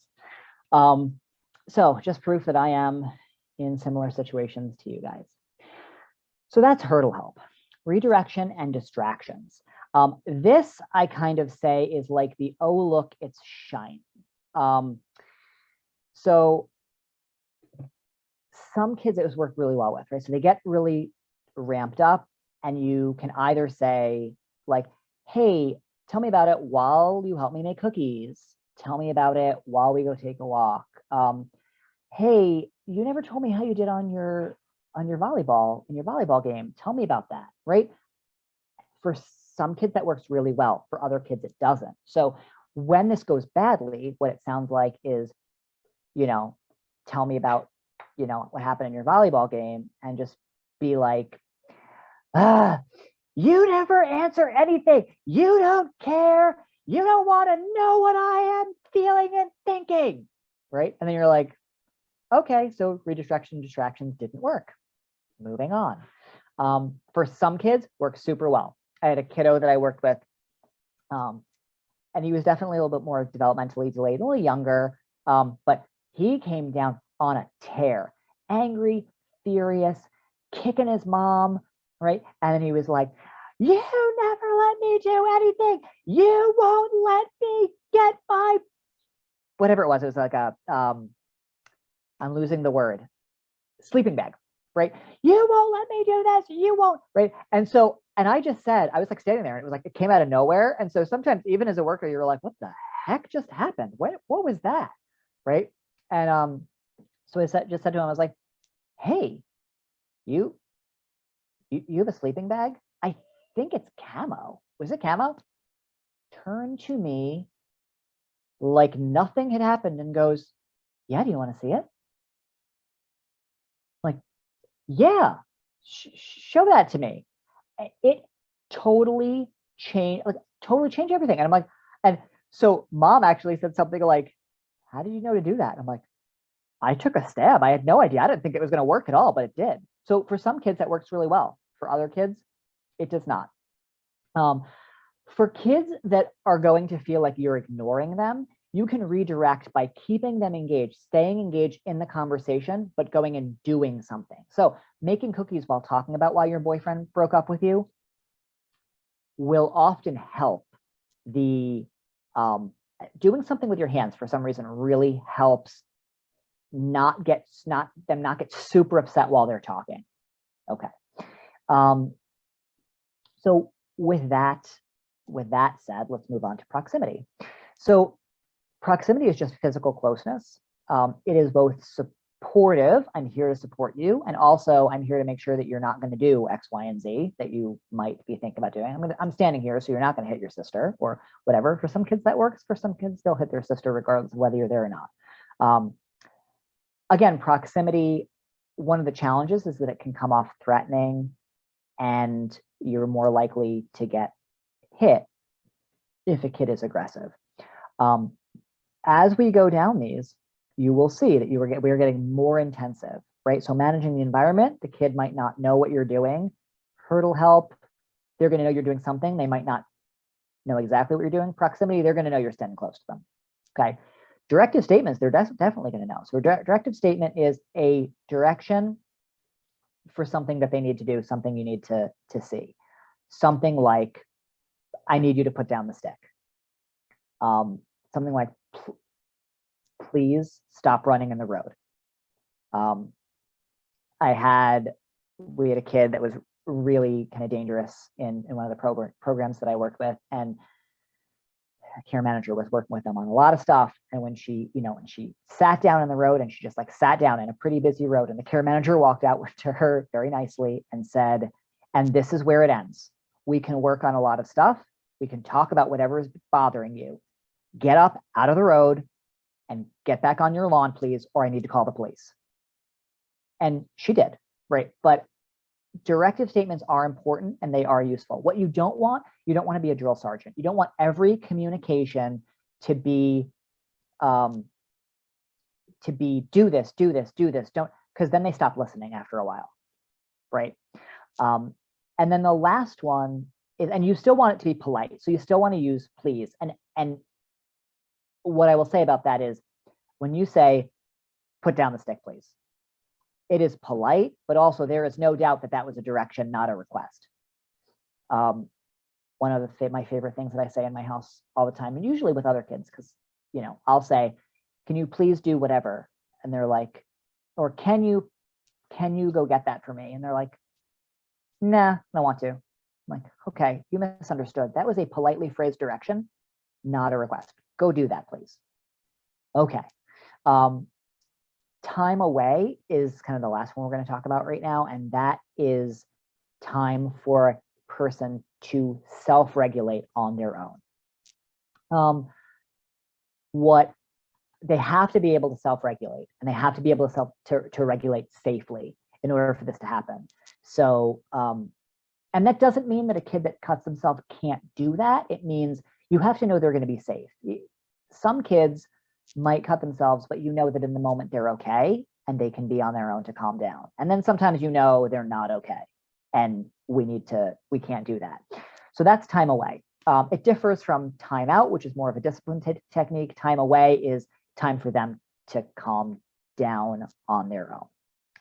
So that's behavior support techniques. Feel free to drop in any specific questions that you have about those if you want to now, or we can talk about that during question answer time in a few minutes. And then let's talk about emotional first aid. When you think of emotional first aid, I hope that you think of like a kid falling off a bike, and you scoop them up and you clean up their cut, you put some antibiotic on it, put a Band-Aid on it, and then you let them get back outside and play, right?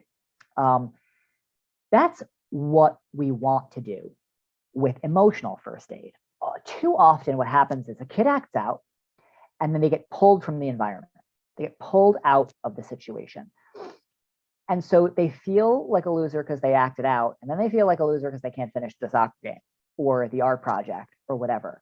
What we want to do is keep them in the environment as much as possible, give them encouragement and a skill to use, and then use that skill right in the environment. Because the most important time to learn and practice a skill is right in the moment, when you learn it and when it's most applicable. So, for example, if you had no kids that you are working with, no kids in your home dealing with crisis, this might not be an applicable training. You'd be like, I mean, it was nice. He was sort of funny, I hope.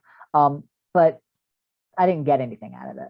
Whereas if you have a kid who's going through this regularly, you're going to be listening going, oh gosh, that I can take that. I can do this. I can try this. I have this question. I want.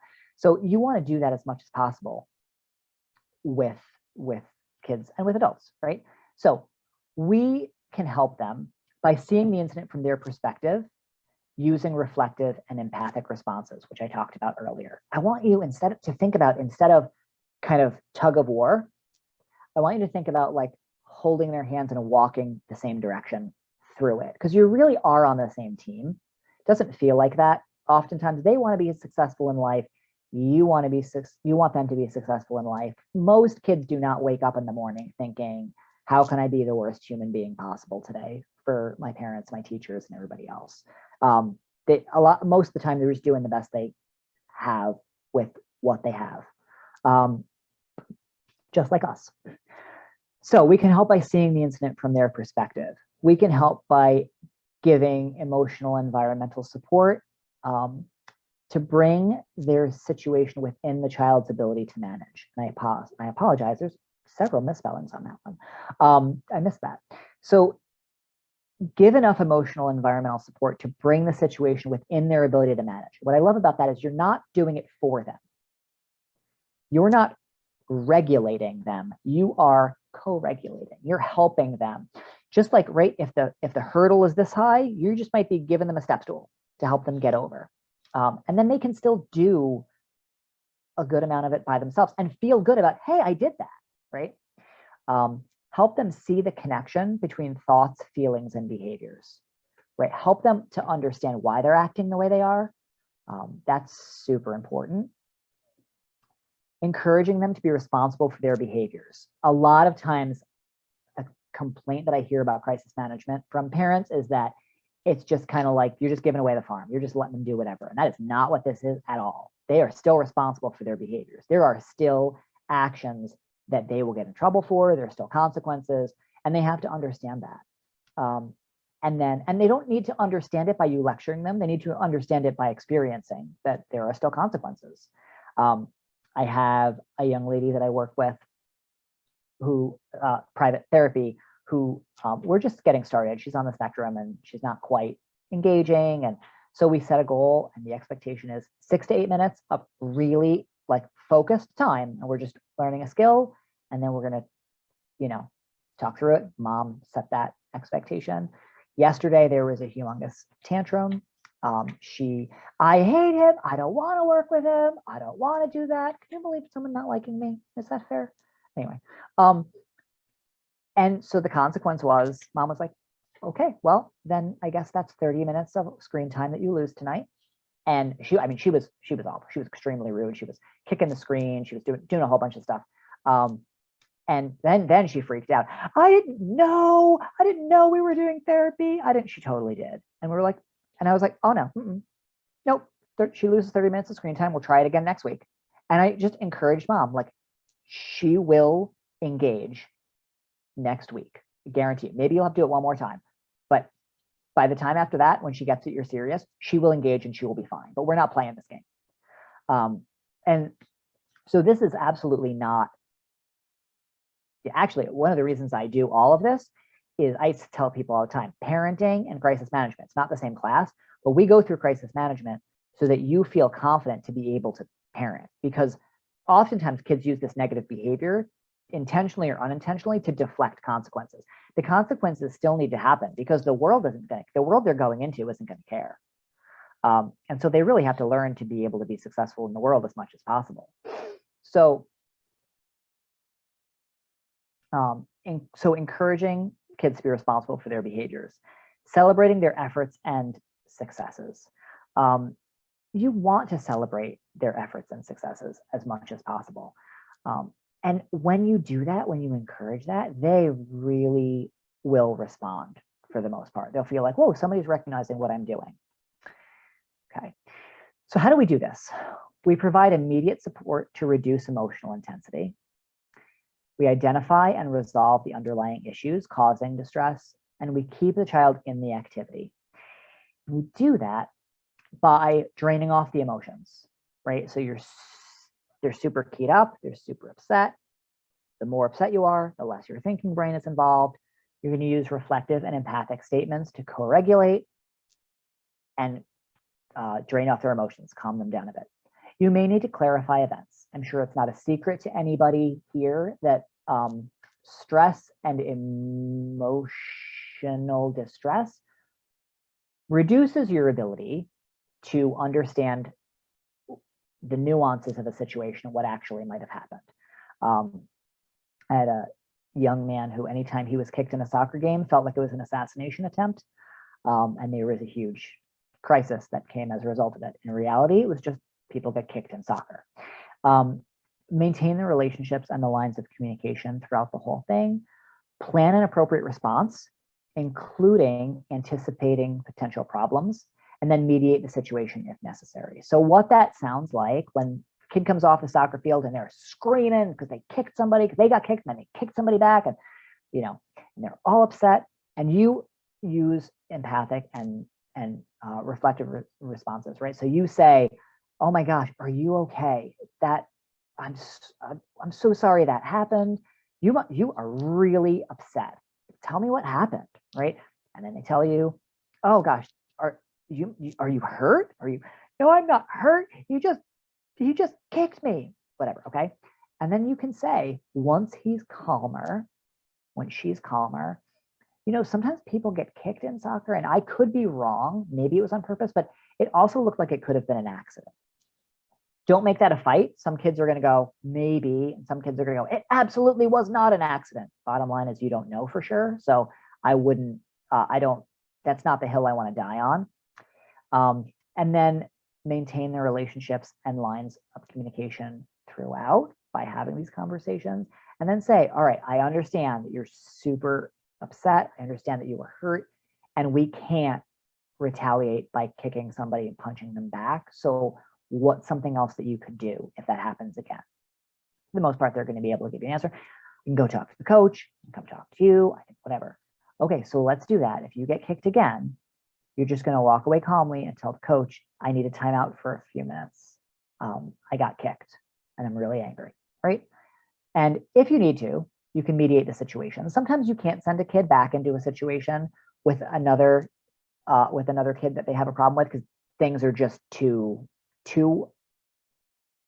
stressed at that moment. You might need to mediate the situation if necessary. And there are absolutely times where you might look and go, he's not ready to go back. So you don't want to send an unsafe kid back into a situation. Okay. So that's emotional first aid. Some final tips that I wanted to make sure to talk to you about. When you, then you. I'm a big fan of this. It keeps arguments to a minimum, right?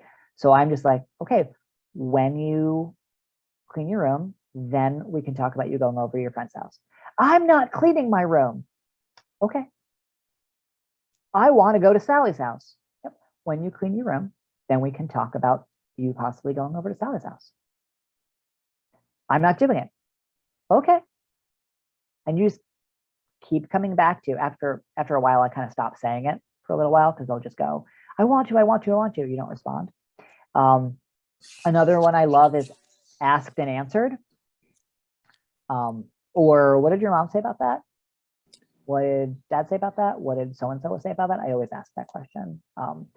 But when you, then you, asked and answered. If they're nagging, asked and answered, and then just don't even respond after that.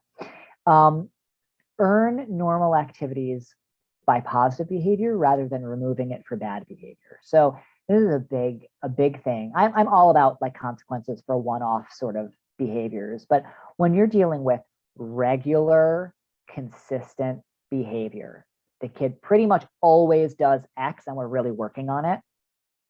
Sometimes it's helpful to flip, you do this negative behavior and I take away your game system to, okay, what we're going to do is actually, you don't start the day with that. You have to earn it by accepting no for an answer. You have to earn it by following directions when they're given. You have to earn it by going to school without a problem.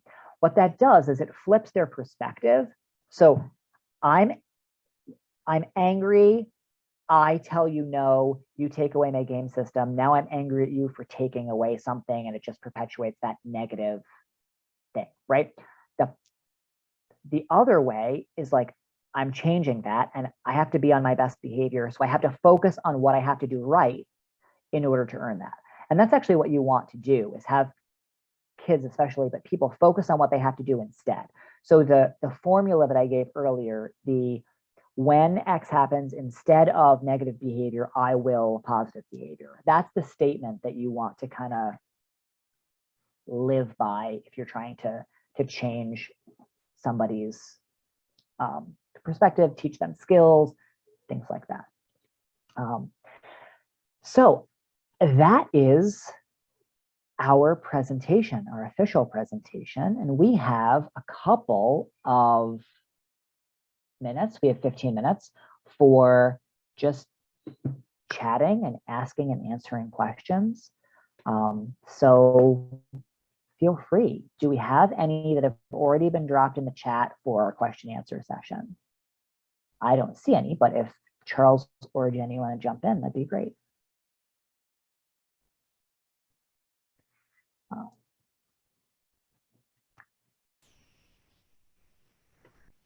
So I don't see any questions. Oh, Diana, comment. raise your hand. Go for it, Diana. Just said right now where you know, when the kid is in the moment, and this is something that we normally do, that give me the phone or shut the TV off, you know. And what you're saying, I just want to be clear, you're saying let that go, but then the next day you surprise them where you're saying, give me the phone today, you're not going to school. I love it, but it's a big one because you're taking them by surprise. So, yeah, and actually, I don't know that I would do it that morning, because I think you're kind of setting up the crisis then, but I would definitely sit them down and say, okay, so we're having an issue where, and you might even use the iceberg for this, right? You're consistently not going to school, and that's just, that can't continue to happen. So what we're going to do instead is, this is the expectation, and you let me know how I can help you meet it. That instead of me taking away your phone when you don't go to school, you're going to earn it by going to school. So I'm going to keep your phone. Your phone is my phone, and then that's how we're gonna do it. So that's kind of my thought. I think I struggle a little bit, and you can see some of my kind of more conservative parenting roots here. Is I have kids all the time that are like, you know, well, my phone this. And I'm like, so you pay for your phone? They're like, well, no, your parents pay for your phone. Yes. Okay, so let's dispense with the my phone business. It's the phone that your parents allow you to use. And that usually gets the kids' attention pretty quickly when they're like, wait, huh? Well, that's the way real life works. Sorry. My computer is an agency issued computer. It is not actually my computer. I don't get to keep it if I leave my job. All right, Kathleen, you said you're working to support a family with a 15-year-old daughter, many behavioral concerns for many years. Recently in and out of ER inpatient, having to call the authorities. Oops.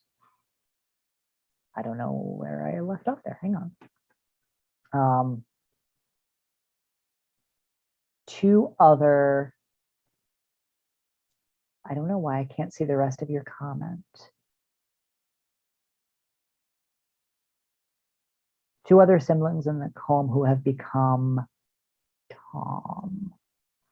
All right, so what I'm going to do, actually, Kathleen, are you able to unmute and just kind of jump in? Yes, can you hear me? Yes, I certainly can. I deeply apologize. I'm having a terrible time with my computer. No problem at all. And I don't know what happened either. I didn't hit send, and you're probably going to get another piece. But very quickly, been trying to support this family whose daughter's 15, been having some behavioral problems, concerns with her for quite some time.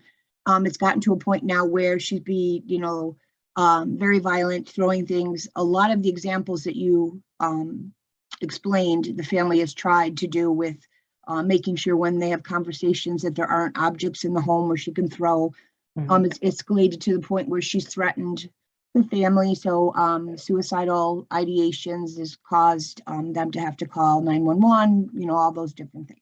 Currently, she's in an ER, because of all of the mental health and lack of beds, and we're having trouble certainly with staffing.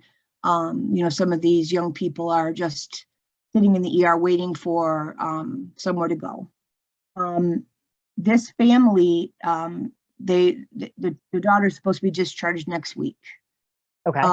Currently, the services that the daughter's receiving inpatient are not helping the situation. Certainly, she's basically just being allowed to sit there, do what she wants, watch TV. We're working on all of that type of stuff. And the family is completely traumatized over this. She has 2 siblings, one older, one younger, having nightmares. They're concerned she's going to come back and hurt them. I know this is more a little bit of an extreme case, and I do believe that maybe some of the conversations that the parents have with her are not the best strength-based conversations. Okay. I'm going to try to help them with that, because I think, like you said, the language and how you approach it, and very much with the, I just lost my note. What did you say in reference to the Coregulation. Yes, co-regulation. Yep. I think those skills could be developed by the parents, so I'm going to help them with that. What type of recommendation could you have, maybe that I could assist this family with? I think there'll be a refusal to take her home because they're really concerned, and then how that'll turn into a whole other mess, for lack of a better word. Yep. Well, I guess there's. If we're on this would have been like absolutely perfect. Yeah, that would have been great. Let me say a couple of things, and this might just answer everybody's questions. First of all, I don't know if everybody was on at the beginning, but this is a 2-hour overview of like a 16-hour training that I do over, an hour and a half over like 8 weeks. And part of the goal of today's presentation is to see if your regions, agencies, for parents, agencies you work with, whatever, would be interested in having a more full 8-week training that would include lots of parents. And typically what I do is parents and the workers that support them get priority when you register for a training. So that's first. Second, I think I have 2 answers or 2 categories of answers. One is crisis management and what tips would be effective. And the other is kind of systemic and some system questions. So my first question would be, is she ready to come home, or does she need to step down to like a community residence or something like that? She really would benefit from a placement that would help her develop recognizing, what her triggers are and such. I think that would probably, in this case, benefit her. The problem is the wait lists are so long. And so it's that in-between stage as of, even if she was to come home, she does have Medicaid, so she has the services available to her through Medicaid, through the CFTSS services and such. So she actually has services. Correct, yes. Okay. Yes. But it's where do they, where eligible doesn't mean they always have them. So she actually does. Is where is she going to go in between? And the family's very, very concerned if, and I don't think they will allow her to come home right now because she's a safety concern of them and herself. Okay, so if she can't get into a CR, is there another family member, maybe without kids, that would be able to be an interim resource for her? Not like, we're banishing you to grandma's, but like this could be helpful as a good step down. Yeah, the family is stating there is no one that is available at this time. Okay, so here's what's going to happen. If they refuse to pick her up, they're going to get CPS called on them. Correct, yes, and yep, and I'm And- aware of that, and they are as well. Right. So I guess my thought is there's no one they're available that they want to entertain, or there's nowhere. I guess I'm just trying to shake the tree a little bit. Like, Yep, no, and I know, and I appreciate that. There's been a lot, and I don't want to manipulate the conversation. There's only 5 minutes left, but oh, you're fine. you know, I'm going to definitely pass through your slides on to them and have a conversation with them, because I think a lot of it is I think some of it is the way that they have been communicating with her, and the way she communicates back. But I didn't know if there was something else that, I don't know. Yeah, no, I think that having a conversation in terms of best placement options, even to get her on a list for like an RTF, or, Right. you know, like, obviously we're not going to get into specific behaviors, but some kids that have tendencies towards violence do really well in, like, some aggressive stuff do really well in a CR when they're not at home, and other kids a CR won't accept because of the level of Correct, aggression, right. things like And the that. So- referrals have all been made for all of Okay. these things. You know, the SPOA meetings have been, I just was thinking, as, you know, you had some really good examples of communications, you know. I guess what I would want to know from her is what does she want? And how do she's 15? She's 15, correct, She's 15. yes. So the interesting thing about teenagers is when you reach a certain point as a kid, you just need to be willing to partner with your parents in parenting. Right, Because there's just, parents can do a whole lot, but if a kid is like 15 and they're like, screw it, I'm not doing it, yeah, you can't necessarily make them. So I would want her parents, and maybe to have a conversation with parents, treatment team at the hospital, whatever, to say, what do you want this to look like if you are able to come home, and not in a, you get to call all the shots, but we need to work right, together on some of this. And obviously it's not working. So right, what do we need to do? How do we get there? I would ask her what her thoughts are. In my experience, kids and parents basically say the same things. yep, And then maybe a conversation with her about how, okay, well, here's some specific skills we need to work on, because the way you're acting isn't allowing you to be able to come home safely. And then parents, here are some specific skills we can work on to be able to help the situation. Most Yeah. of the time, honestly, and I didn't actually share this, but most of the time, space and time are huge skills. yes, Most of the time, a crisis resolves itself if you shut up and walk away. yes. I agree It doesn't completely. always happen that way. Right. And especially for more proactive aggression and things like that, they'll follow you, they'll do things. But for the most part, if you just caringly, empathically respond, but don't engage in like the power struggle, most of the time it just stops, it just goes away. Yeah. So Yeah, and I, you know, I'm a parent advisor on the team with the rest of the women from Families Together. And I'm helping this family because I know them personally. So we don't do direct service per se, but gotcha. I'm really trying to help them with the communication, because I think some of that is really causing some of this crisis. It's escalating to that point where it really doesn't need to. So I Right. appreciate all that you said about that for sure. Because I think that makes a huge difference. So thank you so much. For sure. Any other final questions? We're pretty much out of time and I want to respect everybody's time. But if you have any other questions, feel free to drop them in the chat over the next minute and I will respond. And if not, it has been a pleasure. Please do your surveys and let us know if you're interested in additional trainings or anything like that. Thank you, Ken. Absolutely. Yes. Thank you, Ken. Thank you for to all of you for attending today's training. It was so informative. And please remember to do the survey.